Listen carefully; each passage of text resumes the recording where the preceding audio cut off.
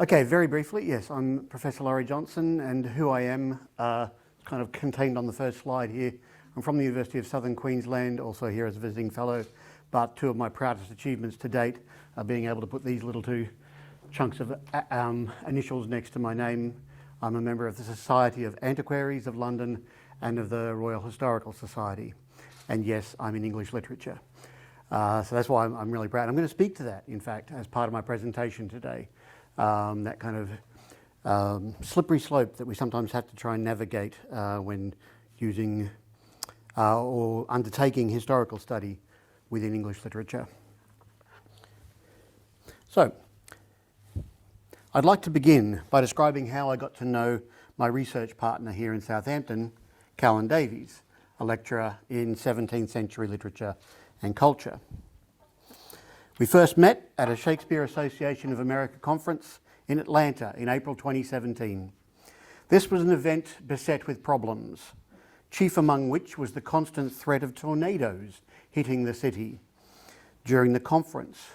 In fact, many delegates didn't even make it in due to flights being cancelled left, right and centre. During this turmoil, we were among a group that was sat on a rooftop bar and we were drinking German beer and talking about the problems of theatre history and whether they amount to a hill of beans in the bigger scheme of things.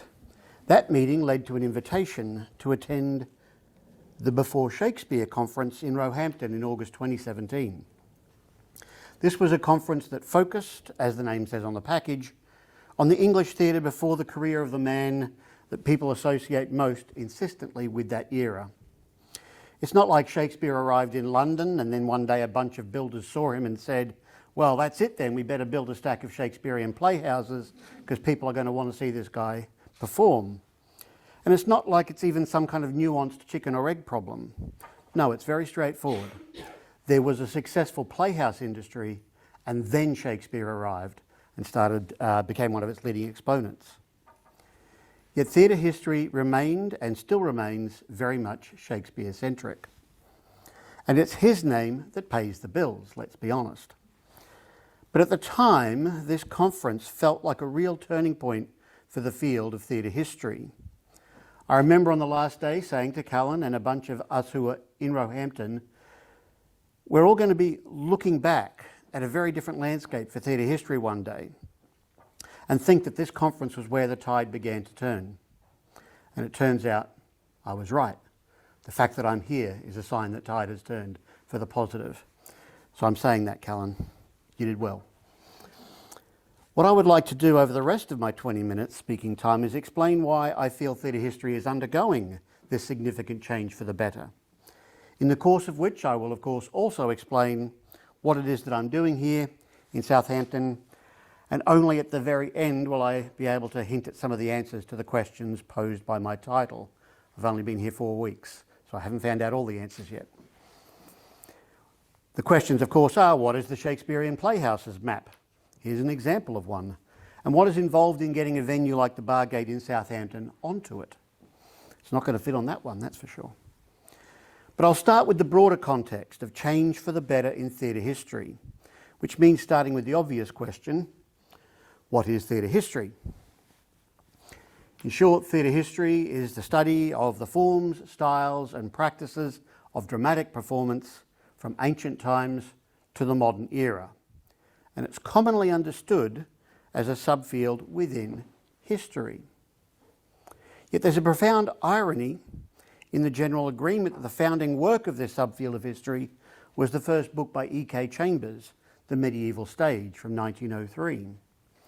This is ironic because Chambers was a literary scholar who had devoted his early career to examining literary forgeries, which of course meant that he'd engaged closely with the work of John Payne Collier.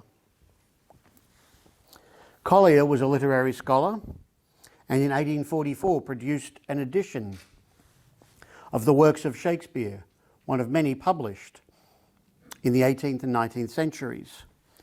Now, one of the ways that editors of Shakespeare Complete Works volumes tried to justify their editorial decisions and promote their edition in an already crowded market was to produce historical essays that made them appear more qualified to to make pronouncements on Shakespeare's original language.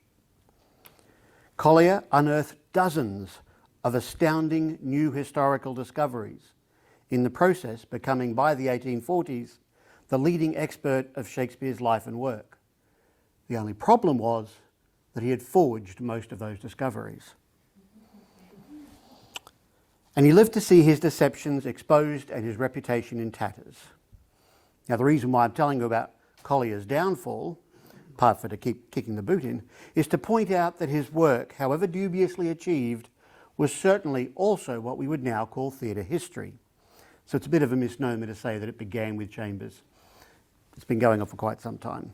In fact, the same can even be said of the essays produced by most of the editors who came before him, chief among them being the great Edmund Malone, who published a 300-page essay, yes, imagine marking a 300-page essay, on the history of the English stage to accompany his own complete plays and poems of William Shakespeare in 1790. So theatre history goes back a long way. So while theatre history then is often defined as a branch of history, I think it's fair to say that most of the historians who describe their specialisation, as theatre history, are those who work on cultural, economic or social histories of the classical civilisations or of the cultures of modern Europe. But when it comes to early English drama, the vast majority of theatre historians are employed in English departments. And this is undoubtedly due to theatre history's foundations in the publications of Shakespeare's works. It's certainly true as well that both Callan and I would gladly refer to ourselves as theatre historians. I know I can speak for him on that behalf because we've had that conversation. But it's not a term, of course, that appears on anyone's job titles in English departments. More specifically, it also explains why most of the academic associations to which we belong and the conferences through which our research is usually presented are Shakespeare ones. Now, this background explains why it's Shakespeare-centric, but doesn't properly explain why that's a problem for theatre history. The Shakespeare industry is going pretty well, thank you for asking. So where's the problem? The problem is that Shakespeare is too marketable, too big, like that big bust there, too central, like a supermassive black hole exerting an inescapable gravitational force on every cognate area of interest within 16th and 17th century drama, literature and culture. One place this phenomenon can be seen operating in academia is in the names of undergraduate courses, which usually provides a barometer for the size of an English department. Very small departments usually have just enough courses to service a full major, and so the courses are all generically named: the novel, the rise of poetry, and maybe the odd survey course of a period, modernism or romanticism. If you get a slightly bigger department, you will get a chance to add one or two courses with an author in the name. And of course, the first cab off the rank for this is usually Shakespeare. Jane Austen, by the way, is the most commonly next available, and it just so happens Southampton is big enough to get both of those. My department, we only get one named course, and thankfully it's my Shakespeare and Early Modern Literature course. Shakespeare, first cab off the rank.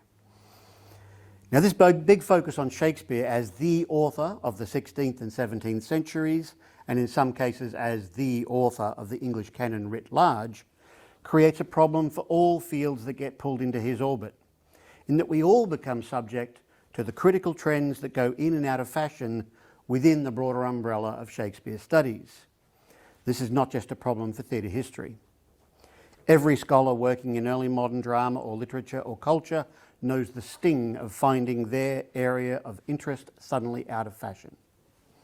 As a field that does involve an historical lens being applied to the production of dramatic and literary texts, theatre history thus finds itself to be more in vogue at times when historicism is the dominant critical trend in Shakespeare studies more broadly. I think it's fair to say then that the two boom periods for theatre history in the 20th century were the 1920s to 1930s, around the time that Chambers published his magnum opus, the encyclopedic 4-volume The Elizabethan Stage, and the 1980s and 1990s, during which Andrew Gurr's many pronouncements on revisions to theatre history hit the spotlight. These same periods were notable for the prominence in the first case of historicists like John Dover Wilson and E.M.W. Tillyard, and in the second case, the New Historicism under the flagship work of Stephen Greenblatt. At other times, however, when historicism goes out of vogue and is even attacked by proponents of new textual approaches or presentist approaches as being outdated or irrelevant, theatre history gets caught in the crossfire. Returning now to the conference in Roehampton in 2017, and of course that rooftop bar in Atlanta, the situation that Callan and I were discussing relates to the fact that New Historicism had been out of vogue for a little over 2 decades. While there had still been theatre historians plying their scholarly trade during that time, the discipline of English literature and Shakespeare studies within it had largely ignored what was being said by those theatre historians. As a result, theatre history tends at such times to circle the wagons and adopts a relatively conservative approach to its core narratives or principles. Worse still, at the risk of sounding like a whinger, we would also often find ourselves being lumped in with the now outcast new historicists at conferences or in publishing materials, despite our constant protestations that we were not, new historicists. We were, and we are, theatre historians. It matters. But don't get me started. Save that for question time. Back to the rooftop and that sweet, sweet German beer. A project like Before Shakespeare was an opportunity for a bunch of theatre historians to direct their attentions away from the supermassive black hole. And most importantly, this is where I get to how the field has taken a positive turn. The conference that followed in Roehampton included key people who were not English literature scholars, and we listened to them. There were, of course, performers, and we participated in workshops around pre-Shakespearean plays that involved very different staging requirements to what we were used to associating with the stages of the later Playhouses. But for me, the highlight was having an opportunity to meet Heather Knight, senior archaeologist with the Museum of London Archaeology, MOLA, speaking about the excavation of the Curtain Playhouse in Shoreditch. Bizarrely, or at least to me in hindsight, it seems bizarre, but perhaps in terms of what I'm saying about how our field becomes conservative when it perceives it is under threat from outside, perhaps it's utterly expected. There were a number of very senior theatre historians who went on record to insist that MOLA had the wrong building. Theatre historians, you see, all knew that the curtain was a polygon, just like the Globe and other theatres. So MOLA's claim that the building they found was a rectangle could only mean that they had the wrong site. Most importantly, though, the positive turn is that through connections provided by projects like Before Shakespeare, far more members of the theatre history community were willing to engage in that conversation rather than simply to echo their naysaying senior members. And there is now far wider acceptance of what is really, we think, very patently true. MOLA had the right site, the evidence, both documentary and physical, is undeniable, and an old staple of theatre history, knowledge, has needed rethinking.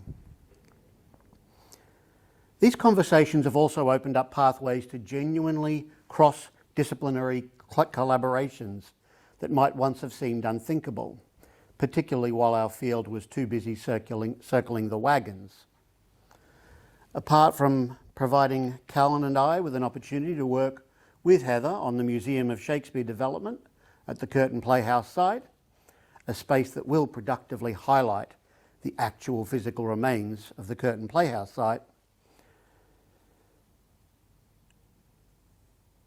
the increased willingness to engage in real and generative knowledge exchange with members of the theatre archaeological community has led to a project that Callan and I are involved in with Heather and other archaeologists, as well as performers and digital content producers, digital playmaking. Now, I don't want to jinx the project, particularly while Callan is crunching numbers as we speak, and I'm sure Callan will tell you more about the project in coming weeks. But I, for one, am thrilled to have been involved in getting it to submission stage, something I think that would have been unimaginable and unmanageable as a potential project only a few decades ago. The tide is very much on the turn, and one of the keys to this has been the willingness to not simply circle back to what we know, but to instead move in lateral ways to form honest and open relationships with researchers in other fields, and even branching out across the arts STEM divide. Now, in my own research, I've been trying to cross that divide over the last 8 years with my theatre history research also crossing into climate history and climate science, hence my inclusion in the climate, environment and sustainability theme for this fellowship. Unfortunately, attempts to get funded support for work on the impact of 16th century climate on the rise of the playing industry, particularly in Australia, have consistently hit dead ends. I did get close in 2021 with a team including Heather Knight and theatre historians in the UK and US being recommended for funding by the Australian Research Council. But in a year in which 583 projects were put to the acting Minister Stuart Robert, he then decided on Christmas Eve to veto 6. Ours was one of them.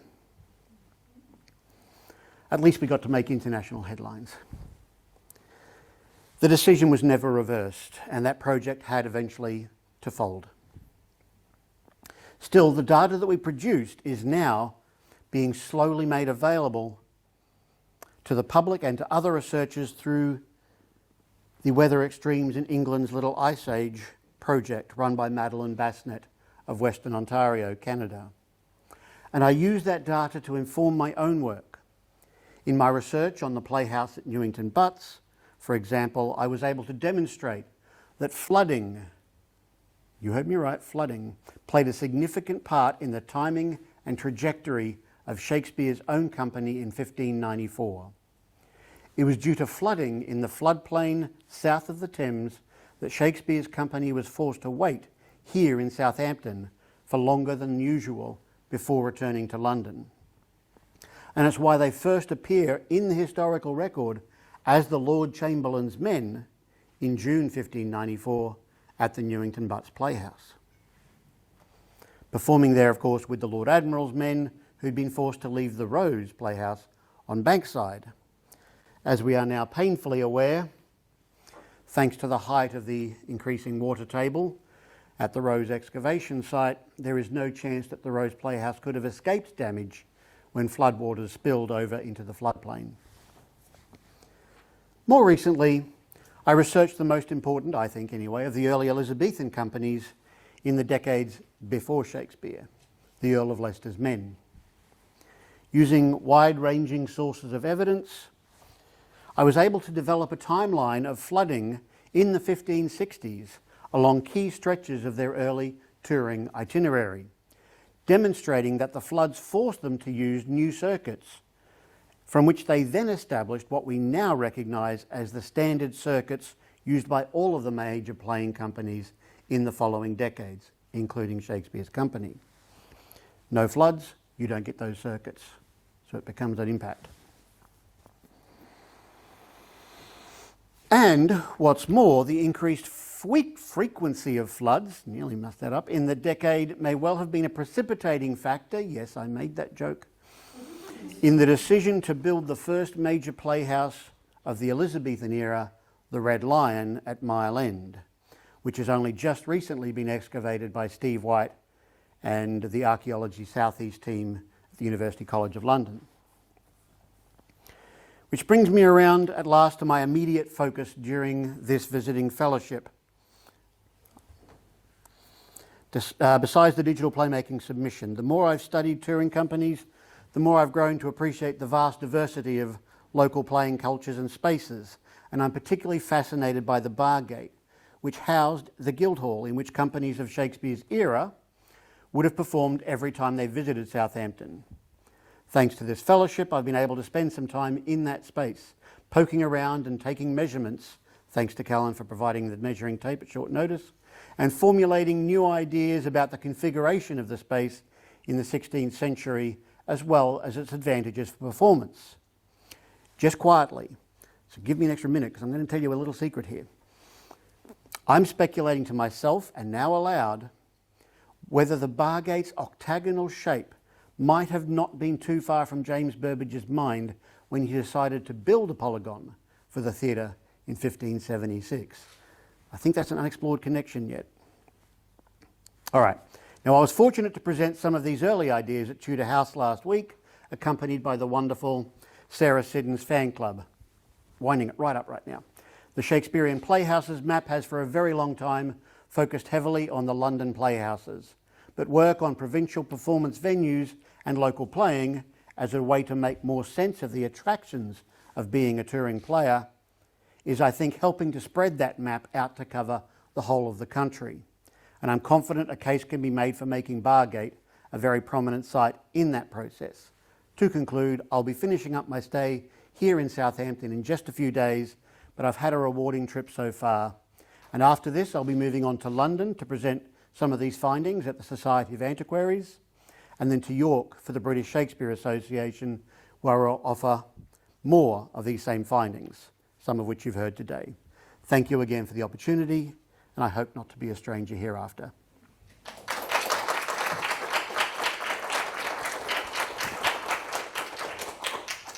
Thank you, Laurie. As an archaeologist, I was very, very happy to hear about the role that archaeologists play in your work. Helen, would you like to come up and, as the host, facilitate the conversation? Sure. The next little bit. I'll move that there so we can pick us all up. Well, any questions? Thank you. It's so good to hear about this work, and I love this idea of, the provincialising of kind of the Black Hole of Shakespeare.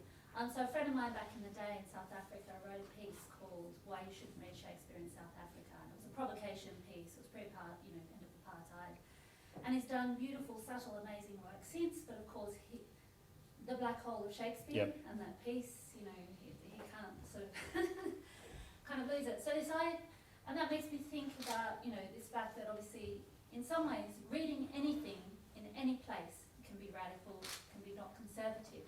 But you touched upon this idea of the ways in which our fields become conservative. They become locked down, they become spaces of foreclosure. And, Shakespeare.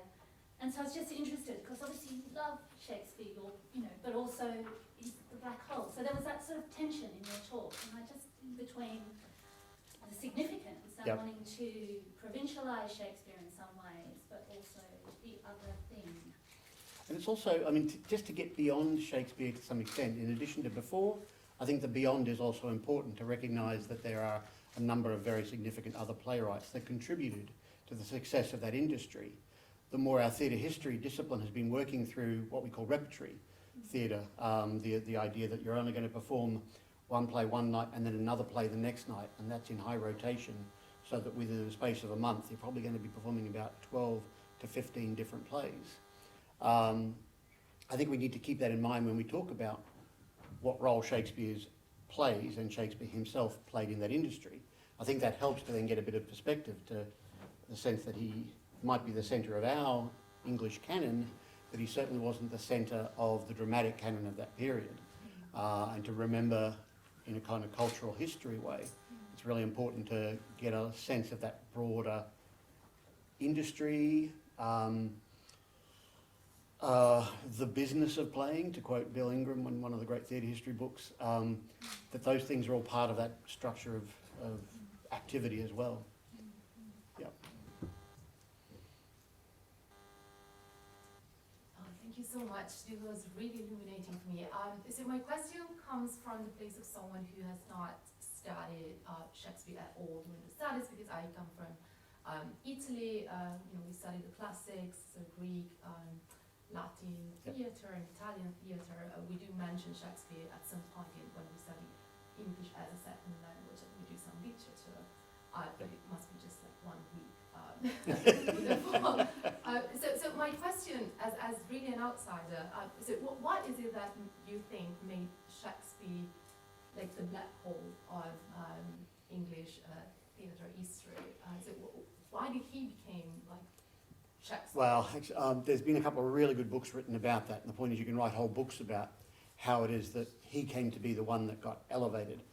Timing was really important. Actually, when he died, Ben Jonson published his own collected works, and it took 7 years before a whole bunch of Shakespeare's colleagues thought, we think he's better than Ben, we'd like his works to be published as well. And they put a lot of money into this big consortium to put together this really elaborate book, and I think that's the first step, but it happens after he's dead.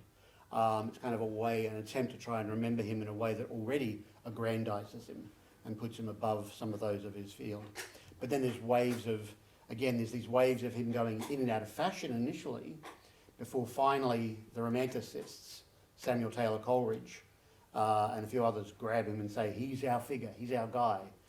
But they want to remember him not as a member of the theatre industry, but as a member of the canon of English poetry, as the first great English poet, except possibly for Chaucer. And then Milton gets to be the next guy, and done, and off they go. But paradoxically, we do study Milton much more than Shakespeare, and we have a full month of Milton in English literature. Particularly in English canonical, in poetry, absolutely. He's kind of the guy in that respect.